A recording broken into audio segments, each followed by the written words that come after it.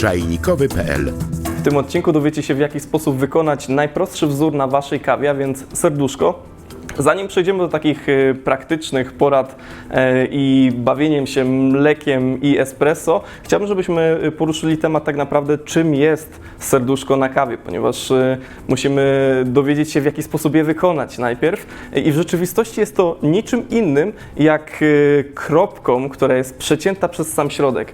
Weźmy sobie dzbanek i filiżankę, tak żebyśmy byli jeszcze w stanie na sucho przećwiczyć sobie pewne gesty.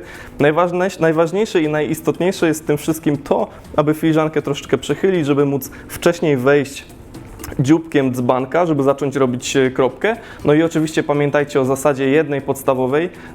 Maluję mleko wtedy, kiedy dzbanek jest nisko, natomiast kiedy jest wysoko, impet mleka powoduje, że wszystko wchodzi pod powierzchnię pianki i nic się wtedy nie pojawia. A więc, żeby jakakolwiek kropka Wam powstała na powierzchni, musicie po prostu obniżyć dzbanek, a żeby zaciąć, podnieść i dopiero przesunąć dzbanek. Czyli nie możemy dopuścić do tego, że robimy kropkę i przyciągamy od razu, ponieważ wyjdzie nam bardziej marchewka, a nie serce, a zależy na tym, żeby to było bardzo krągłe, żeby to obejmowało bardzo ładnie całą powierzchnię kawy, tak żeby estetycznie po prostu wyglądało i kojarzyło się z sercem.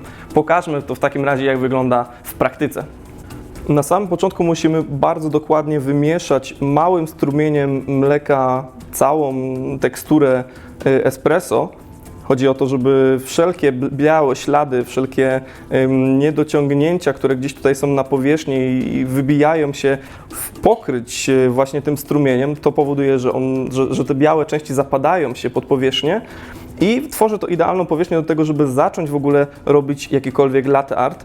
W sytuacji, kiedy tego mleka jest gdzieś już mniej więcej tak połowę w naszym kubeczku, w naszej filiżance, należy obniżyć dzbanek i gwałtownie wylać na powierzchnię większą ilość mleka. To spowoduje właśnie rozrośnięcie się dużej kropki na samym środku i tutaj jest bardzo istotna wskazówka.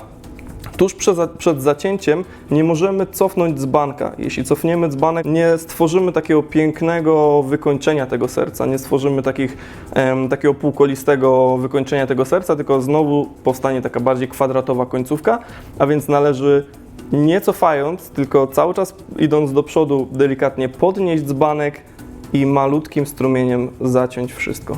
Mam nadzieję, że dowiedzieliście się w tym odcinku czegoś nowego i że w następnych próbach pójdzie Wam dużo lepiej. A musicie wiedzieć, że nie jest to łatwe, a więc jest to coś, co trzeba ćwiczyć. Malujemy cieczą w cieczy, a więc wszelkie jakieś błędy od razu wychodzą na powierzchnię i nie zrażajcie się po prostu. Mimo tego, że jest to najłatwiejszy teoretycznie wzór, to trzeba troszeczkę wprawy, aby wykonać go w poprawny sposób. Mam nadzieję, że podobał Wam się ten film, no i do zobaczenia w następnych odcinkach, w których przedstawimy kolejne propozycje, kolejne wzory na powierzchniach kawy. No i do zobaczenia na czajnikowy.pl. czajnikowy.pl